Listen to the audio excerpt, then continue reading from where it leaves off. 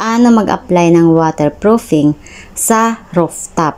And for today's video ay ipapakita ko sa inyo simula umpisa paano ang ginawa naming paglilinis at paano namin ito nalinis hanggang sa pag-apply ng waterproofing. At kaya lang naman ako nag-share ng ganitong video for awareness na rin sa karamihan. So, kung nahihirapan kayo linisin ang inyong rooftop sa sobrang dumi at sa sobrang daming kalat, daming tambak, so ganito po yun ang mga bagay na dapat nyong gagawin. Ganito lang kadali ang inyong gagawin, guys. I-segregate nyo muna yung mga kahoy na nabubulok at hindi. At syempre, itabi nyo rin yung mga simento ng mga nakakalat. Once na naitabi nyo na ito, unti-unti nyo na silang ibaba para naman na mabawasan ang kalat. So, after na namin pagsamasamahin ang mga kahoy na nabubulok at hindi, syempre inuna namin yung mga nabubulok, guys, kasi ito yung mga nagkukos ng powder.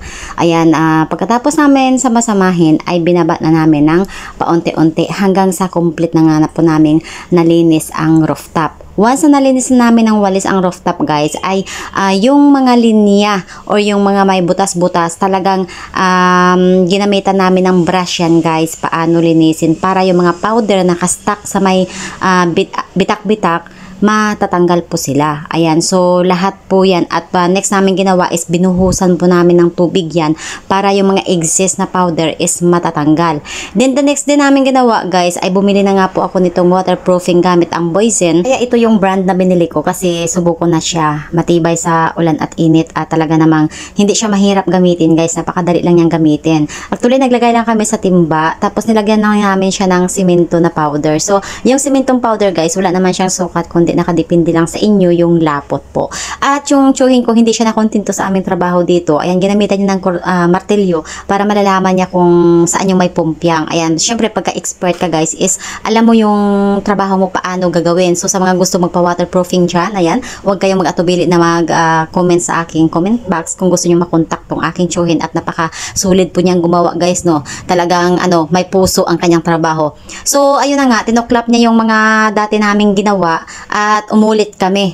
Ayan, so habang tinutuklap niya, sinusunod naman namin ng walis para naman yung mga dumi at syempre yung mga powder matatanggal namin. So, habang tinatanggal namin, guys, medyo it takes time lang talaga dahil maano siya, mabusisi po siya gagawin, guys. So, tiyagaan nyo lang para naman hindi sayang yung pag-apply ng inyong waterproofing sa sa roof. Kasi once na na-apply na kasi yung waterproofing, guys, hindi na siya basta-basta matatuklap once na nagkamali kayo or may tumagos na naman. So, kaya dapat sobrang malinis po talaga yung pag-applyan at as in clear po yung buong pag-applyan at para hindi po kayo po ulit-ulit at hindi rin po masayang yung pera na ginagastos ninyo. And then pagkatapos niyan, guys, ayan, it takes time lang na gagawin ulit yung trabaho, no, sa paglilinis ng flooring kasi talagang sinigurado ng tsuhin namin na guys, na lahat is complete. So nung tapos na nga po kami guys, maglinis, ayan, yung lahat ng bitak na kung saan yung may malalaking bitak,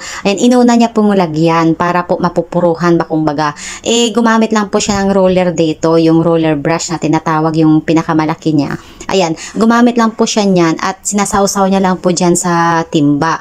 So, habang ginagamit niya ng ganyan, guys, huwag lang isang diretso yung paggamit ninyo. Dapat, may pa diretso, may pahaba, ganun po. Tapos, ang kailangan po, pupuruhan nyo po yung pinakamalalaking bitak muna bago nyo i-brush ng kabuuan ng rooftop. Once na natapos nyo na nga po ito i-brush yung mga malalaking biak, guys, ay pwede na kayo mag-umpisa na mag-brush na ng isang direction muna sa buong roof. Isang direction muna yung pagbabrush nyo and then ulitin nyo po ng pangalawang coat. Paano naman siya? Pahalang naman siya. Ayan, isang padiretso at isang pahalang. So kung gusto nyo yung ulit-ulitin, guys, dapat lahat ng mga butas-butas sa paligid, guys, ilalagay nyo din pati yung mga kung merong mga tawag doon palitada na nakapatong-patong dyan sa mga gilid-gilid, guys, buhusan nyo rin ng nitong waterproofing para po makakatulong na hindi tatagos basta-basta yung tubig sa inyong ceiling sa loob ng bahay. Kasi once na may tumagos na guys, once na may tumagos na tubig sa ating rooftop, yung mga bakal na naka-form dun sa rooftop is possible na mabubulok po. So once na mabulok kasi yung bakal, may possible na babagsak po yung ating roof or magkakaroon ng damage yung yung ceiling. Ayan guys, so ayan po yung kalahati na yan, makikita nyo umiba na yung kulay niya, no, parang naging naging wet na siya. Ay ibig sabihin po guys is na-applyan na po namin lahat yan. Ayan, na-applyan na po namin lahat.